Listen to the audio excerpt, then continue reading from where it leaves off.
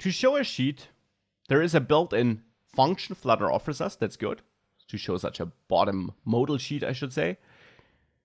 And since I want to show that sheet both when we click that floating action button and when we click that action in the app bar, I will create a method that opens up that sheet so that we can, well, share that method with both places where we want to trigger it. It will return nothing, that method, and I'll name it start add new transaction. The name might be a bit clunky, but in the end, that is what happens here. It doesn't add a new transaction, it starts the process of adding a new transaction. It starts the process by showing the input area for that new transaction data. So start add new transaction is the method name, and in there you can call show modal bottom sheet. It's a function provided by Flutter. That's why this function is available here. So this function can be called, and show modal bottom sheet now needs at least two arguments. The first is a value for the context, because internally this function will use this strange context object with which we haven't worked to show that modal sheet. So we need to pass a value for context here. The good thing is we get a value for context in here. We get it passed into the build function automatically by Flutter, but of course that's the wrong place. We need it up here. Solution is simple. We accept it as an argument here, and I'll name it CTX to avoid confusion with the names. So I forward my context, which I expect to get as an argument, to show modal bottom sheet for the context argument. And then we also need a builder. Builder now is a function that needs to return the widget that should be inside of that modal bottom sheet. The builder function itself also gives us a context, and I'll name this bctx to really make this clear that this is not the same value as this context. This is the context we pass to this function to pass it to the modal bottom sheet. The modal bottom sheet then starts building that sheet that slides in, and to that builder, it again gives us its own context, so its own package of meta information about that widget which it builds. We never use that context. Well, at least now we start using it here indirectly when we pass it to show modal bottom sheet. We get it here nonetheless in the builder in case that inside of the builder, where we now build the widget that should be part of the modal sheet, in case we needed access to the context object there, and you will later in this module learn why you, for example, need the context. So we get it here in case we need it, even though we don't. Since we don't use it, of course, you could use that underscore thing to indicate, I know that I get it, but I don't care. Inside of the builder function here, you now return something, and that something now is the widget you want to show inside of that modal sheet. And in my case, that of course should be that new transaction. So here I want to show new transaction. For that, I now need to import my own new transaction widget with that relative import part. And new transaction now has one disadvantage. It, of course, needs the add transaction function reference.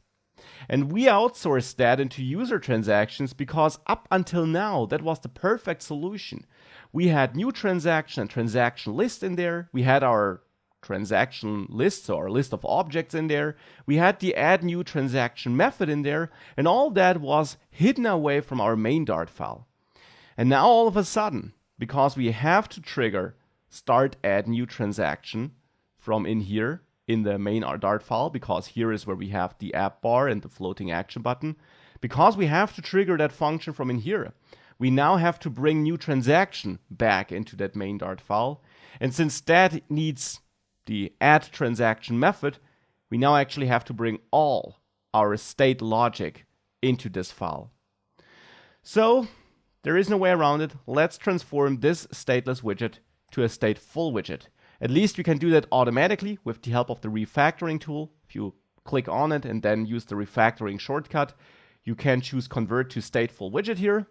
You automatically get your state object. And now in there, I will basically grab my list of transactions and add new transaction from inside the user transactions widget, add it in the main Dart file, here below title controller and amount controller, which I, by the way, don't need there anymore.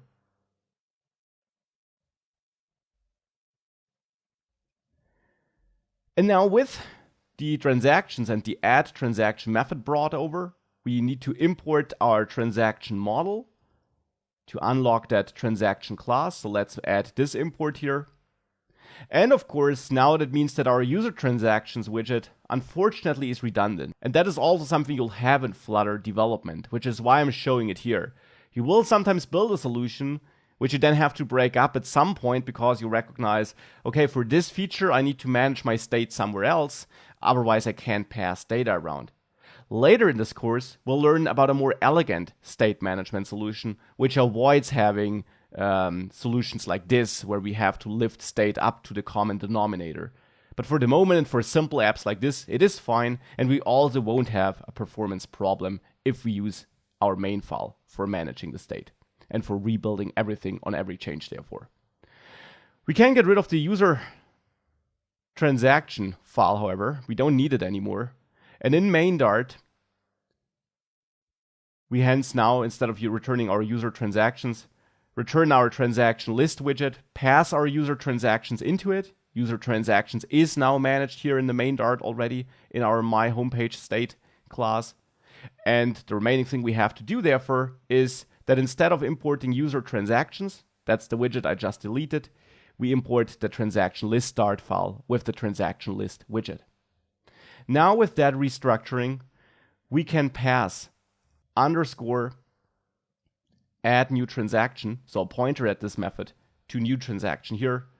And now we have a setup here where we just need to wire up this start add new transaction method, which now should be underscore start add new transaction because it's now part of that private state class, and therefore the convention is to make this a private method as well. Now we just have to use this method here and wire it up to our button in the action bar. So here, instead of doing nothing when we press this, we target start add new transaction. Now keep in mind that this requires the build context because it needs to forward that to show modal bottom sheet. So actually we need to call this as an anonymous function so that in here we can call it manually and forward context, which is this context value here. And now we do the exact same for our floating action button down here. And now if you save that and maybe restart the app because we changed a lot, typically the app needs to be restarted thereafter. If you do that, now if you press the plus up there, you see that this action sheet floats in. The same for the floating action bar at the bottom. And that's a default feature you get. You can also click the background to close it.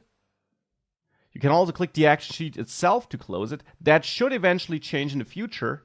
Until this changes, you can easily fix that by wrapping your new transaction in show modal bottom sheet with a gesture detector, which is another widget I mentioned earlier on a slide, which takes a child, in this case our new transaction, and where you can register a certain gesture, in this case on tap, and simply do nothing when this gesture occurs. This catches this tapping on the bottom sheet and avoids that the sheet gets closed if you tap on the sheet. It still gets closed if you tap on the background, but not if you tap on the sheet. For this to work, you also need to set a behavior, and you just need to set this to hit test behavior.opaque. This is important to catch the event and avoid that a tap here on this gesture detector, which itself is invisible, but which has the size of our new transaction widget, that a tap on that also then still triggers a tap on the underlying modal sheet. With this setting, you catch the tap event and avoid that it's handled by anyone else. And this avoids that the sheet closes when you tap on the sheet itself. Again, to my knowledge, this should change in the future, so maybe when you're viewing this, you don't need to add this detector anymore. Here you see now I avoid that this closes when I tap in here, which is of course what I want. I don't want to close the sheet when I tap in here. I want to close it, however, when I tap on the background. And that is what's happening.